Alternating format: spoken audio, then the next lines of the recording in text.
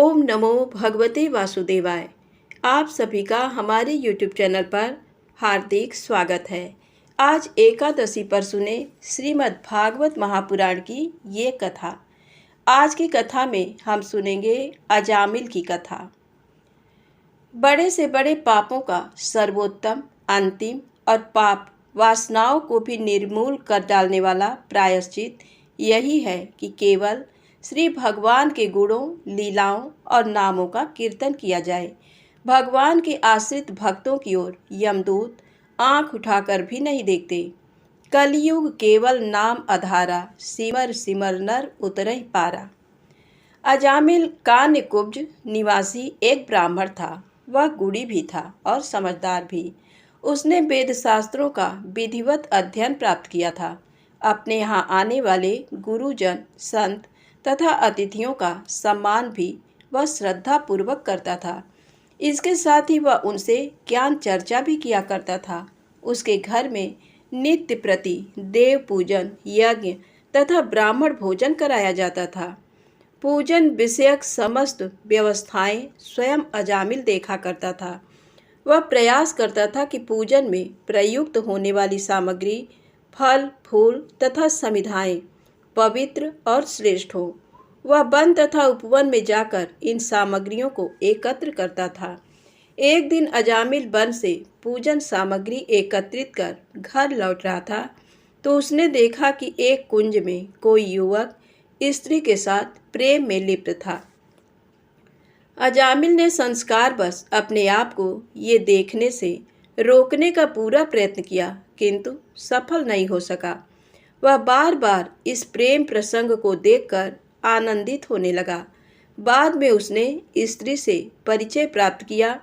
ये ज्ञात होने पर कि वह वेश्या है, अजामिल प्रतिदिन उसके यहाँ जाने लगा। संसर्ग से धीरे धीरे उसके सत्कर्म प्रभावित होने लगे और वह वेश्या की प्रत्येक कामना की तुष्टि के लिए तरह तरह के दुष्कर्मों में लिप्त होता गया।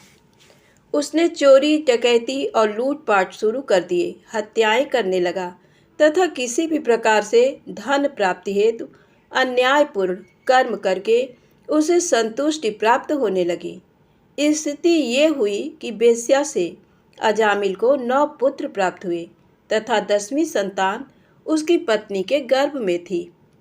एक दिन कुछ संतों का समूह उस ओर से गुजर रहा था। रात्रि अधिक होने पर उन्होंने उसी गांव में रहना उपयुक्त समझा जिसमें अजामिल रहता था। गांव वालों से आवास और भोजन के विषय में चर्चा करने पर गांव वालों ने मजाक बनाते हुए साधुओं को अजामिल के घर का पता बता दिया। संत समूह अजामिल के घर पहुंच गया। उस समय अजामिल घर पर नहीं था। गांव वालों ने सोचा था कि आज से ये साधु निश्चित रूप से अजामिल के द्वार पर अपमानित होंगे तथा इन्हें पीटना भी पड़ेगा। आगे से ये स्वयं ही कभी इस गांव की ओर कदम नहीं रखेंगे।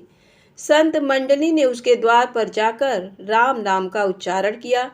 घर में से उसकी वही वेश्या पत्नी बाहर आई और साधुओं से बोली, आप शीघ्र भोजन सामग्री लेकर यहाँ से निकल जाएं, अन्यथा कुछ ही क्षणों में अजामिल आ जाएगा और आप लोगों को परेशानी हो जाएगी। उसकी बात सुनकर समस्त साधुगण भोजन की सूखी सामग्री लेकर उसके घर से थोड़ी ही दूरी पर एक वृक्ष के नीचे भोजन बनाने का उपक्रम करने लगे। भोजन बना, भोग लगा और संतों ने जब पा लिया तब विचार किया कि ये भोजन किसी संस्कारी ब्राह्मण कुलोत्पन्न के घर का है, किंतु समय के प्रभाव से ये कुसंस्कारी हो गया है। सभी संत पुनः फिर से अजामिल के घर पहुँचे। उन्होंने बाहर से आवाज़ लगाई। अजामिल की स्त्री बाहर आई। संतों ने कहा, बहन, हम तुमसे एक बात कहने आए हैं। स्त्री ने बताने के लिए कहा। संतों ने कहा, तुम्हारे यहाँ जन्म लेने वाले शिशु का नाम नारायण रखना। संत गणों के ऐसा कहने पर अजामिल की स्त्री ने उन्हें ऐसा ही करने का वचन दिया। अजामिल की स्त्री ने 10वीं संतान के रूप में एक पुत्र को ही जन्म दिया और उसका नाम नारायण रख दिया। नारायण सभी का प्रिय था। अंत समय अब अजामिल स्त्री और अपने पुत्र के मोह जाल में लिपट गया। कुछ समय बाद उसका अंत समय भी नजदीक आ गया। अति भयानक यमदूत उसे दिखलाई पड़े। भय और मोह बस अजामिल अत्यंत व्याकुल हुआ।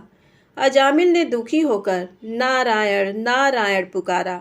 भगवान का नाम सुनते ही विष्णु पार्षद उसी समय उसी स्थान पर दौड़ कर आ गए। यमदूतों ने जिस फांसी से अजामिल को बांधा था, पार्षदों ने उसे तोड़ डाला।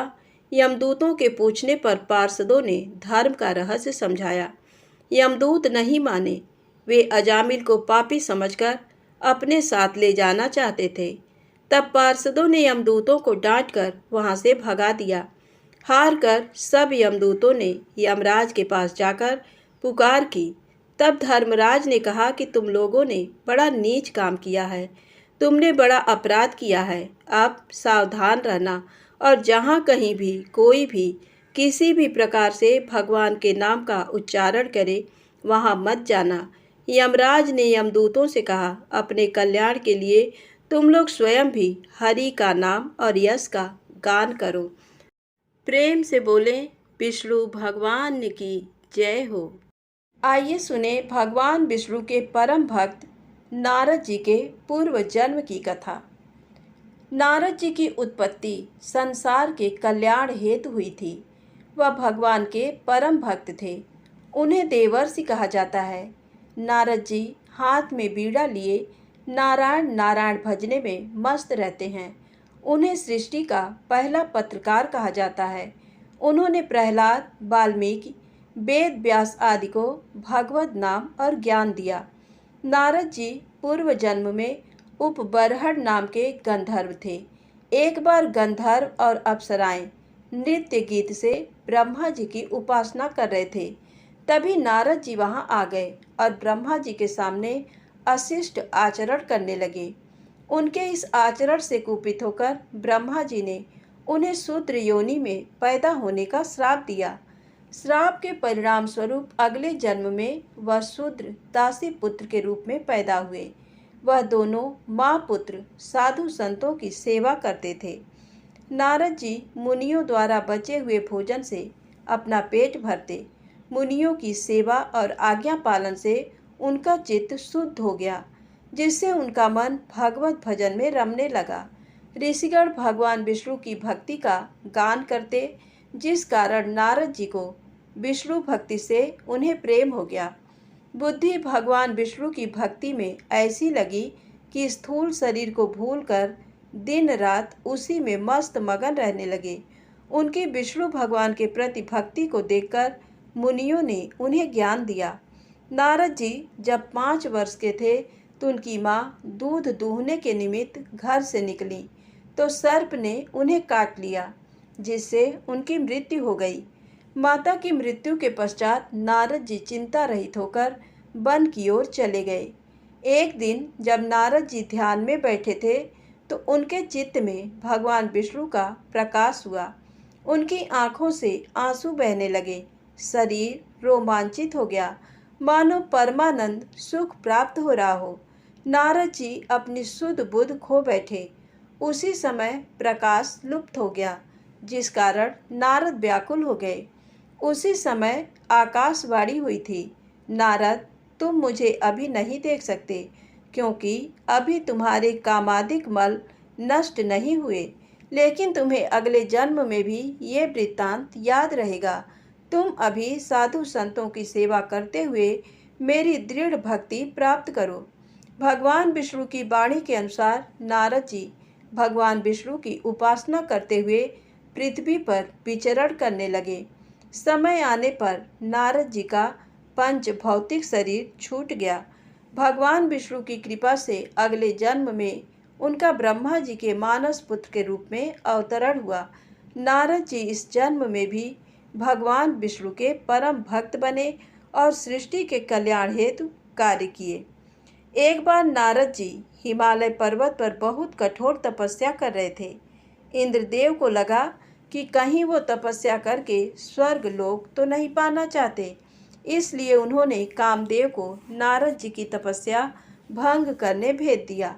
लेकिन कामदेव उनकी तपस्या भंग नहीं कर पाए और नारद जी के चरणों में गिरकर माफी मांगने लगे। कामदेव को हराने के कारण नारद जी के मन में अहंकार आ गया। नारद जी विष्णु लोक पहुँचे और श्री हरि को ये बात बताई। भगवान सोचते हैं कि देव ऋषि के लिए अहंकार अच्छी बात नहीं है।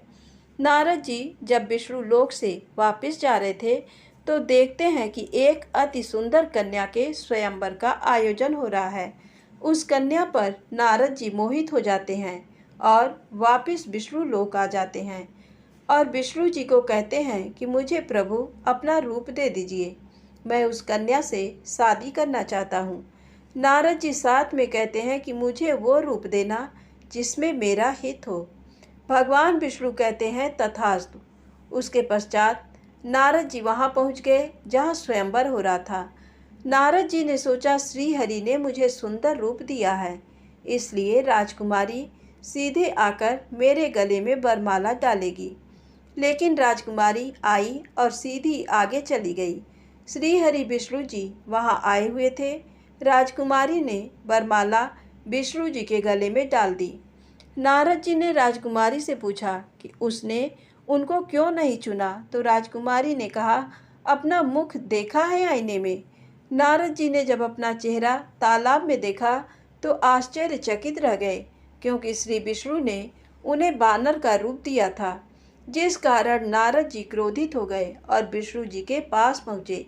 नारद जी कहने लगे कि मैंने कहा था कि मैं उस राजकुमारी से शादी करना चाहता हूँ, मुझे अपना रूप दे दो।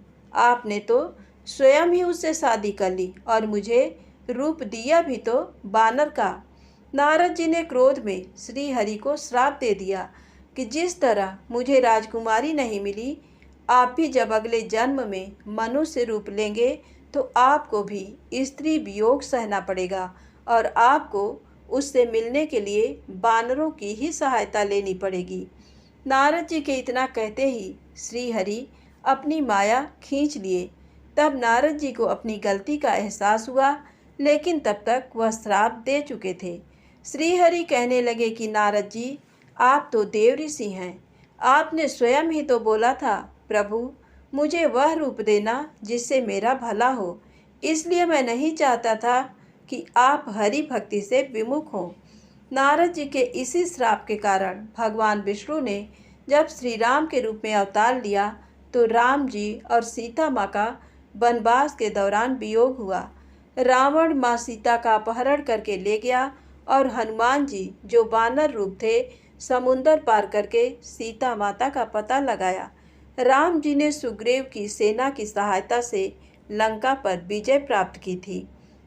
प्रेम से बोले विष्णु भगवान की जय हो।